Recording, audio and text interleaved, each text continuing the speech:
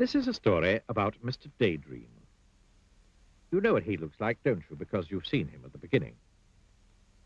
It's also a story about a little boy called Jack. And you don't know what he looks like, so here's a picture of him. Now, Jack was a very well-behaved little boy. He always ate up his lunch. He always went to bed when he was told. He always said please and thank you.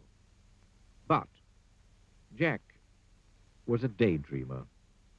Whenever he was supposed to be thinking about something, he found himself thinking about something else. Daydreaming. One day, Jack was at school. He was sitting at his desk, listening to the teacher talking about history.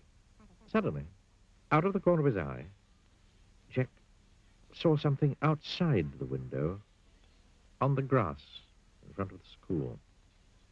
It was a small, cloud-shaped something. Jack couldn't believe his eyes. The figure looked at Jack, looking at him, smiled, and waved.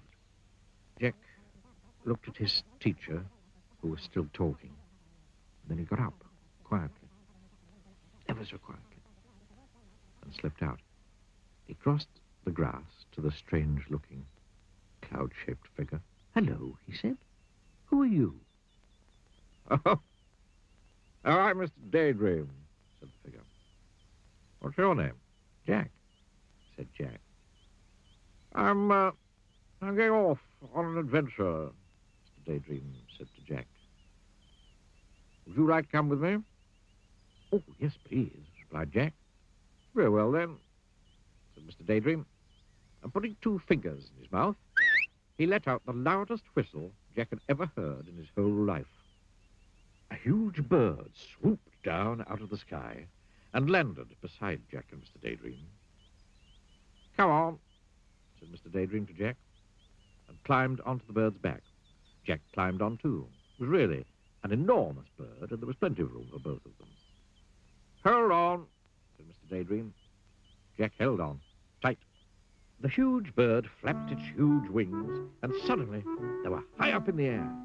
They flew over fields and farms and towns and hills and trees and valleys until they were far, far away from Jack's school. It was very exciting. Mr. Daydream turned to Jack. "How would you like to go to Africa?" he shouted. They were traveling so fast now that Jack just nodded his head and held on even tighter. And suddenly, it seemed in no time at all, there below them was Africa. The bird landed in a jungle clearing.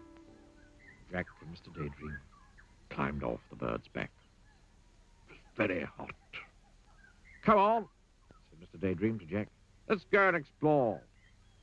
So off they set, pushing their way through the jungle. Suddenly, in the middle of a clearing, they saw an elephant. "Hello, Mr. Daydream," trumpeted the elephant down its trunk. "Would you like a lift?" "Yes, please," replied Mr. Daydream. And the elephant reached out its trunk, picked him up, and then put him on his back. Then he reached out his trunk again, picked up Jack, and put him on his back. It was very high. The elephant carried them through the jungle until they came to a river. Then he set them down on the ground, said bye-bye, and went off into the jungle. "How are we going to cross the river?" Jack asked Mr. Daydream. "Perhaps I can be of assistance," said a particularly oily voice coming up from the river. They looked, and there was a crocodile. "Use my back," suggested the crocodile. It was very helpful. They were halfway across the river on the crocodile's back when the crocodile grinned a rather nasty grin. All teeth and no smile. Then, flipping his enormous tail and shooting Jack and Mr. Daydream up into the air, the crocodile opened his horribly large mouth and waited. It was very frightening. "Oh, dear," gasped Jack as he looked down at that enormous mouthful of teeth. "Oh, dear. Oh, help!" Mr. Daydream, upside down beside him, put two fingers in his mouth and let out that very large whistle of his. Suddenly, just as the crocodile's mouth was about to go snap, the big bird swooped down out of the sky. Mr. Daydream and Jack landed right on the bird's back. "Phew," said Jack. foiled again, said the crocodile. Well, I promised you an adventure, didn't I? Grinned Mr. Daydream. You certainly did, said Jack. And now, said Mr. Daydream, I think we'll go to Australia. They did. And Jack learned to throw a boomerang, so that it always came back to him. Now, said Mr. Daydream, I think we'll go to the North Pole. And they did. And Mr. Daydream fell right up to his middle in a snowdrift. And now, said Mr. Daydream, I think we'll go to the Wild West. And they did. And Mr. Daydream found a huge 10-gallon cowboy hat. The trouble was, when he put it on, he couldn't see out. Jack! He called from underneath the hat. Jack! Jack! Suddenly, Jack realized that it wasn't Mr. Daydream saying his name. It was his teacher. And Jack wasn't in the Wild West. He was sitting at his school desk.